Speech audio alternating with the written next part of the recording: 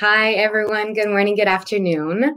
Welcome back. We are back with our LinkedIn Live series and so excited to be here with you.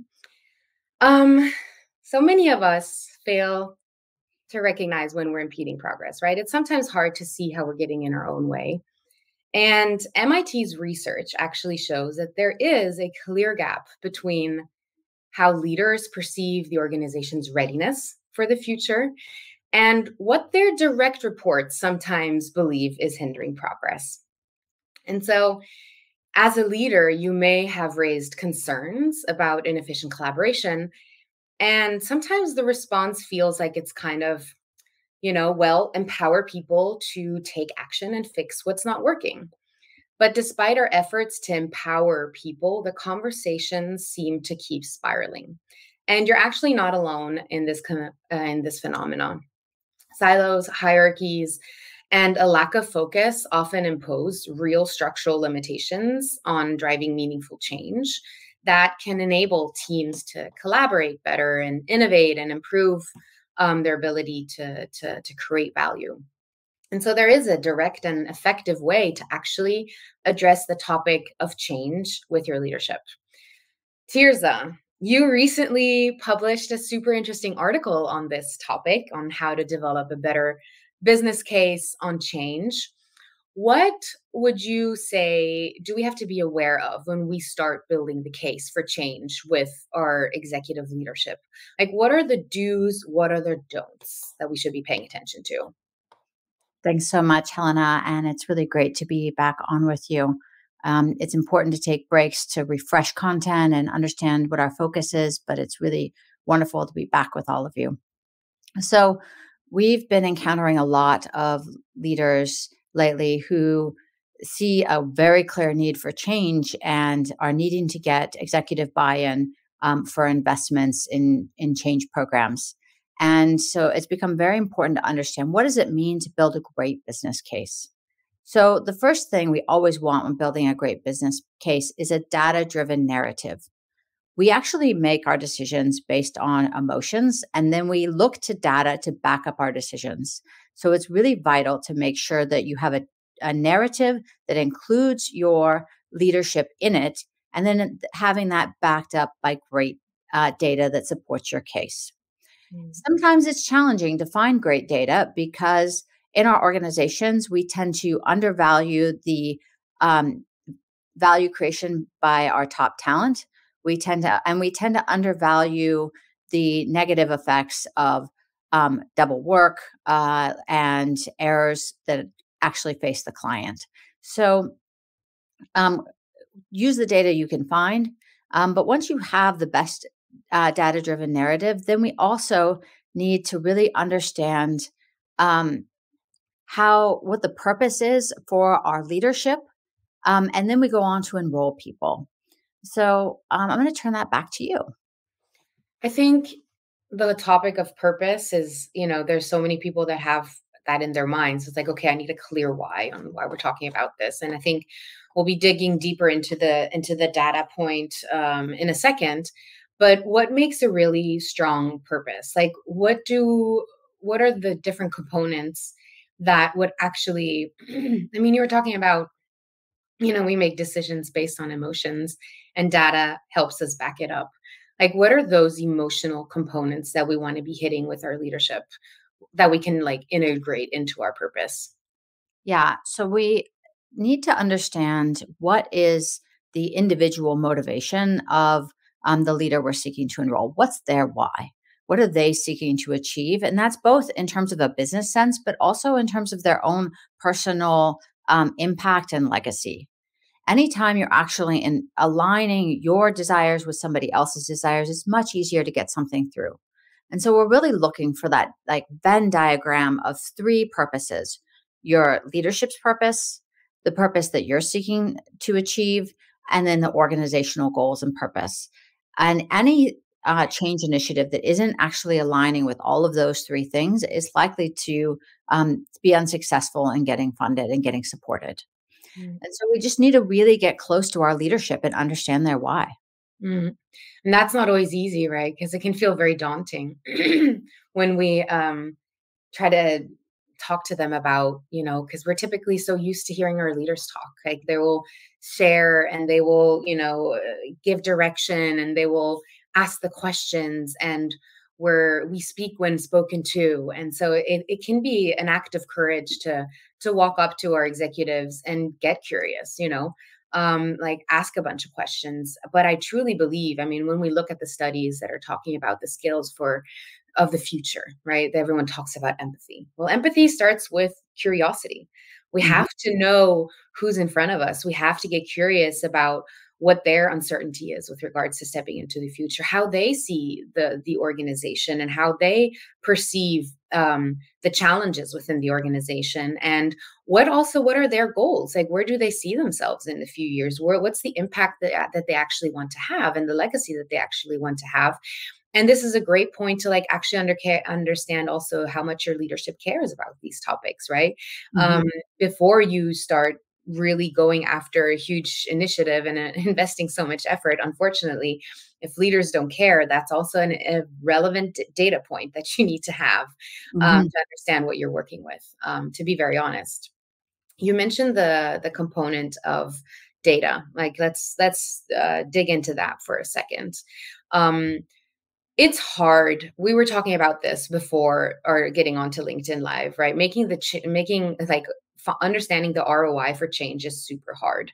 It's often change is often treated, or culture is often treated like a hot potato that is kind of like handed from this person to that person to this person. Like leadership is like, well, I empower people. I just don't understand why nothing's really happening. And then people are like, well, they say I'm empowered, but I need this, this, and this for my leadership to happen. And so it seems like there's a collective malaise around the topic, but no real sense of ownership sometimes of who's actually taking the baton and like running with it. And I think data is always great. It really helps us to pinpoint what the actual inefficiencies are and who's actually suffering from these things. And we can have a more objective conversation about what needs to change. So, what areas in the organization, Tirza, would you look for helpful data to support a narrative and a meaningful conversation between leaders and their executive leadership? Yeah. So data is vital and a challenge, right? So it obviously is going to depend in what area of the business you're in, but some really great places to look are double work. Where do we have two initiatives in the organization doing similar things? Where do we have marketing recreating materials that sales already is also making because marketing's making materials that the sales leaders say don't serve them? That's a real common one in organizations where we're actually double creating materials because we have a lack of connectivity.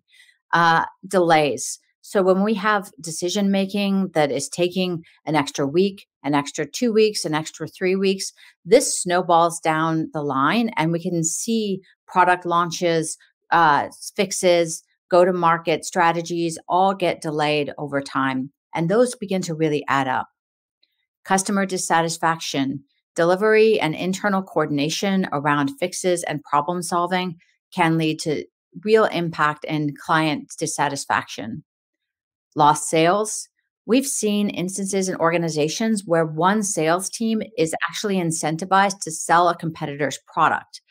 It's really ridiculous, but that can happen where you have software coming from multiple vendors and you have somebody with hardware who's selling software from a competitor's vendor. So understanding where there's lost sales and then turnover.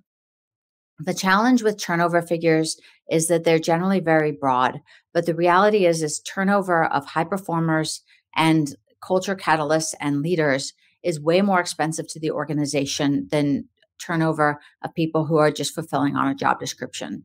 So we need to begin to value our the role of our change makers and our innovators at a multiplier because they really are create the ones that are leading us into the future.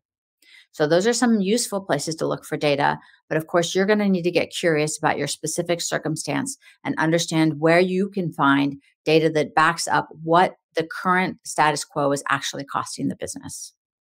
I love that. I was just going to point out, like, okay, if I start to search in all of those areas and get curious about all of those areas, I may be just uncovering a huge can of worms in so many different areas of the organization. I loved how you just neatly brought that back to, hey, what's the impact that you're trying to have? What are the bottlenecks, the real bottlenecks that you're experiencing right now? And how can you look for those different points inside of your very specific organization and stay very focused so that the challenge doesn't become too broad, too big to solve, where people are feel like this is not in my circle of influence, that I can actually impact any real change. Um, but now I'm imagining I have this vision, I have a solid purpose with the three purposes that I'm combining.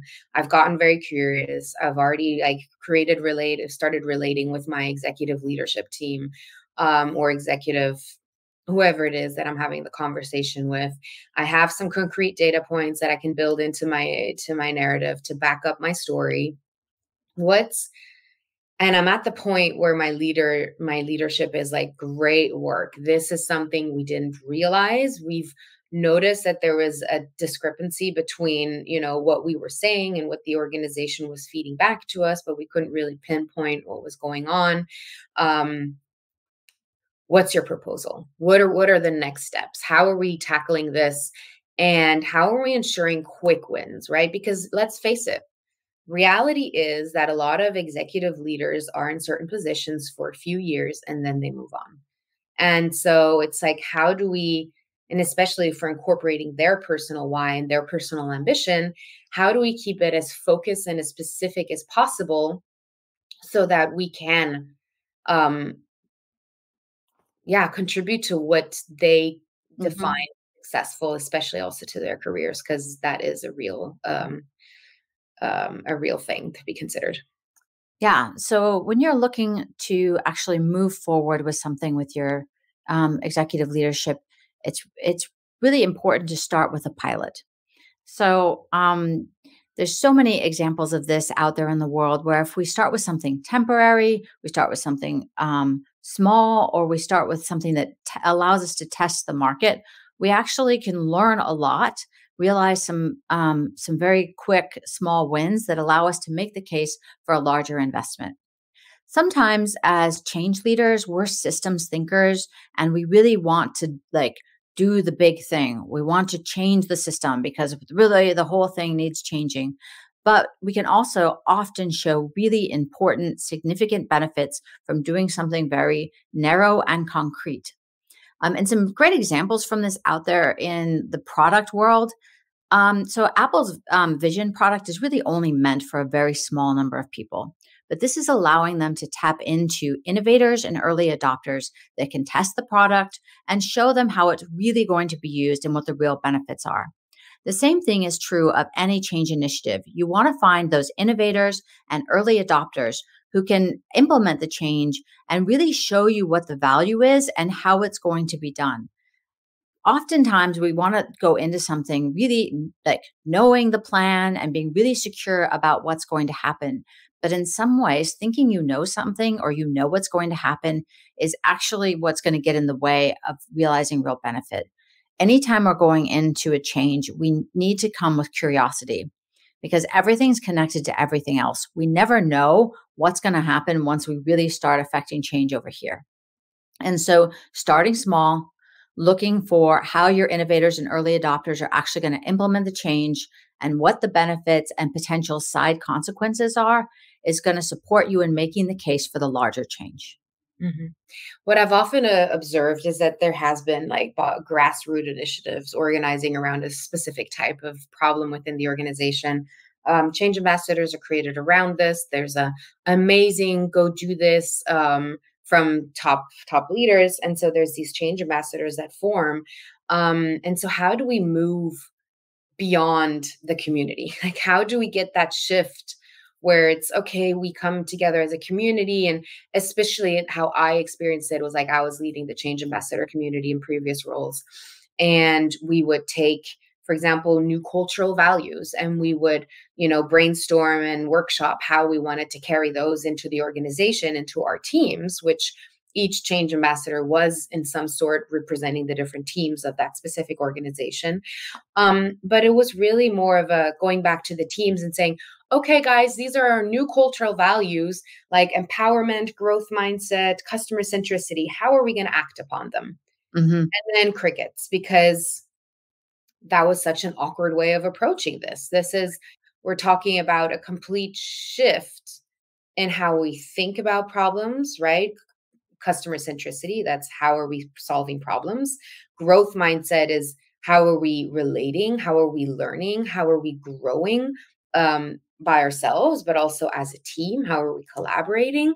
And my experience was, wow, we need real new skills if we actually Hmm. want to shift people from, okay, we're talking about these new cultural values, we're talking about these things into action. Like they can be inspired and be like, okay, yeah, that sounds great. I think I could look into and educate myself on growth mindset. So you'll read an article on it, and then the next meeting you've completely forgotten what you've read, and you don't really have the skills. And so we do talk about at Lumen, and we train people in these new skill sets. Can Hmm. you talk about the two things, like what does it take to shift people from that community only space into, okay, we're actually going to start working on developing these skills? And then can you talk about what are these new skills that Lumen typically trains people on to actually make the change successful? Yeah. So anytime we're trying to build like really new skills and behaviors inside of an organization, we're going through a process of creating awareness, moving into responsibility where we try new things and we practice, and ultimately ownership of a skill set that becomes part of our regular toolkit. So when we're in that awareness phase, we want to be talking about new definitions. We want to have people make these new concepts their own. And we do that by talking about them. We do that by learning about them from multiple modalities. When we're moving into responsibility, where we're actually trying new actions, this is where we're practicing a skill. It helps to do this in pairs, in a safe environment, sometimes in areas that are adjacent to our normal work process. Um, and then ultimately, as we're moving into ownership, this is where we're trying to build a habit. So we need to return to it regularly. So we need multiple touch points where we're being reminded of the behavior that we're trying to implement. So these can be things like videos, iconography, like small catchphrases that we repeatedly use in the organization. And so once we have that, like the understanding of the change we're trying to make, and we can build that with our ambassadors, and we're looking to move that to the next level of the organization, what we're building in them is an awareness of this new vocabulary, this new change, these new ways of being that we're seeking to implement in the organization. And then we're building the responsibility and the willingness to try new things and ultimately incorporating those into our toolkit. The That's skills that we're going to be doing that with, though, fall under a couple of areas. At Lumen, we're really focused on two primary things: innovation and designing a great work experience. So, with innovation, the skill sets that we're building really depend on which stage we're at in that whole innovation process. But some things are around growth mindset, testing, and our ability to be scientific and rigorous about our business models and whether something's going to work in the real world.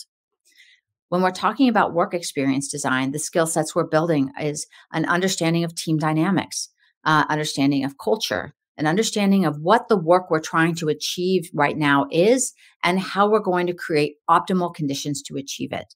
So these are kind of two different primary areas that we're working with. The process that we bring people through is the same. And the variety of skill sets that apply to each is actually quite similar, because when we're creating change in an organization, we're ultimately innovating a new way of working. mm, And so both of them are innovation processes. But when we think about innovation, often we're thinking about a technical or business model innovation. But when we think about organizational change, we're thinking about changing our culture, our collaboration processes, or our toolkit. But those are really the same kinds of processes for the individual and the team implementing them. Mm, super interesting. I think what we really get challenged with, and I think for those leaders who have, if they've gone through the whole process, purpose, I have my business case, and then the leader's like, yep, okay, I empower, again, I'm coming back to this example. I empower you guys to drive this change. You have the power. And then we were talking about this with a leader just the other day who said, I give my teams the empowerment. I don't struggle. I'm not the kind of leader who struggles with giving up control, right? But what we see is that people don't know how to take that power and make decisions, right? Hmm. We were talking about this before. If you grew up in a command and control environment, it's really where you were absorbing decisions, where you were absorbing information. You weren't necessarily developing the skills that allowed you to make decisions. So, going back to the innovation skills, you were not developing the skills that allowed you to problem solve around a customer. You Hmm. just don't know how to do that. You don't even know how to conduct an interview. Um, Hmm. and then, if the decision has to be owned by the people, like, okay, how do we collaborate with one another in an effective way that actually allows us to make the right decision together? Because in the complex world that we're dealing with, these complex problems, we need a multitude of stakeholders to come together and to problem solve around that user problem and make that decision together, right? And Hmm. so what I'm trying to get at is like, what are those, in terms of collaboration, in terms of decision making, what are those key?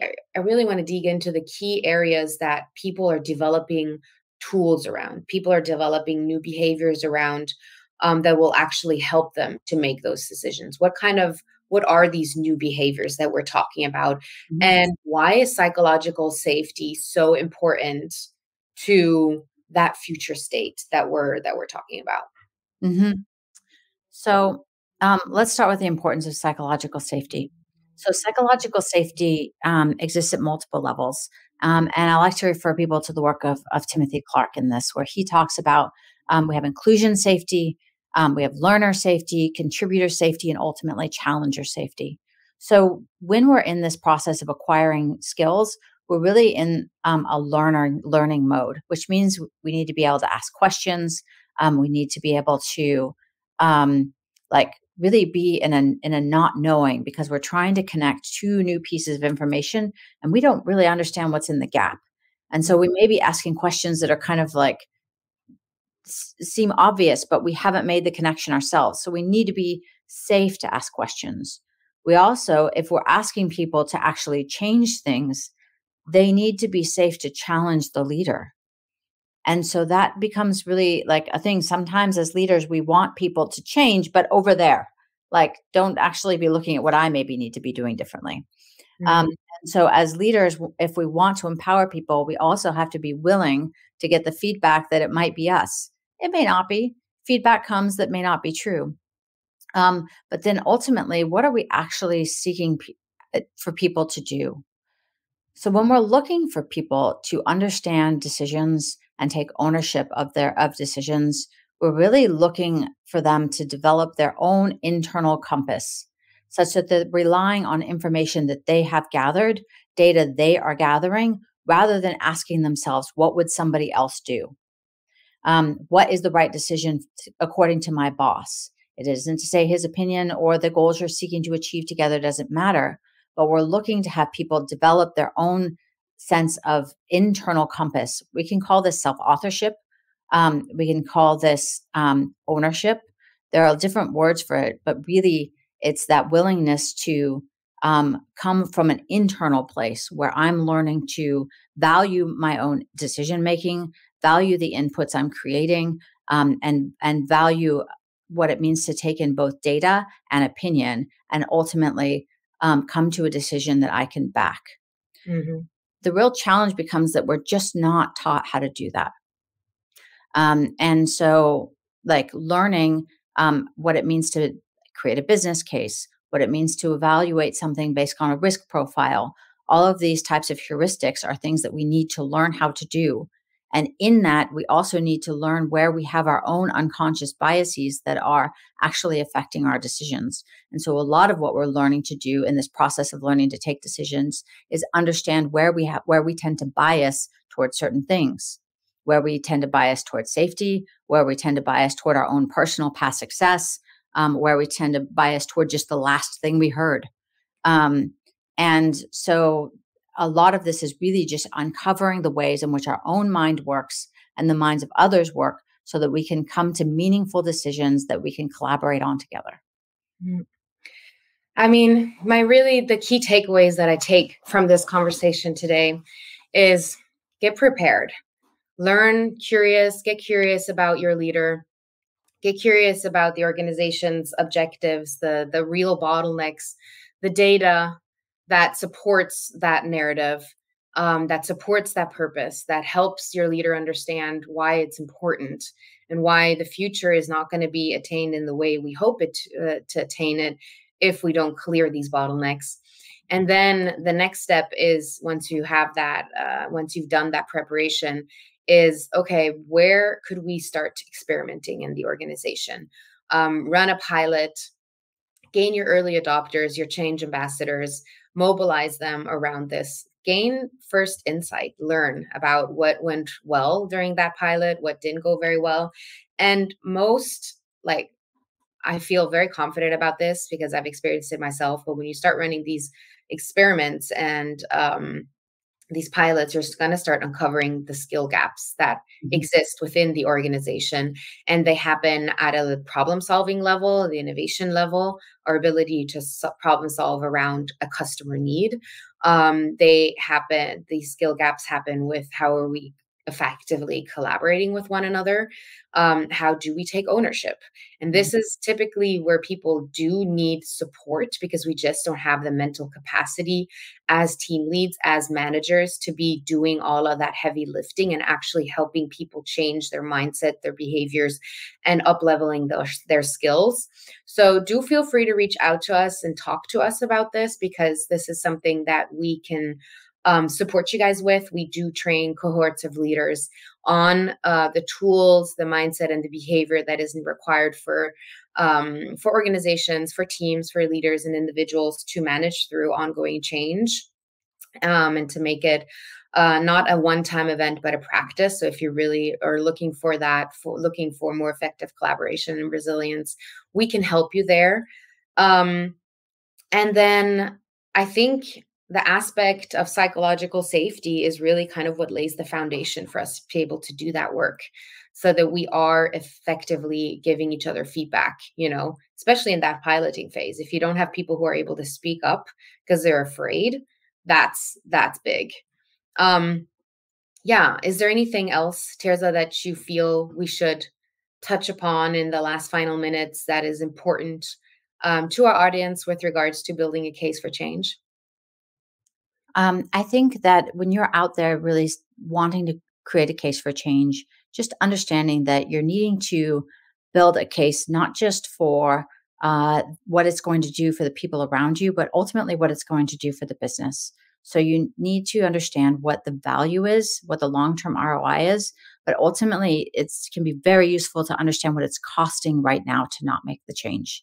And that cost lands not just in lost revenue and things like that, but in morale, in turnover, and in just demotivation and disconnect. So really look strongly at the human factors and the business factors when you're seeking to build your case and reach out. We would love to hear from you and the challenges you're facing. This is a topic that is hot for a lot of us right now. And so don't hesitate to come join the community, come join the conversation. We're really learning from each other. And we'd love to hear from you. Bye.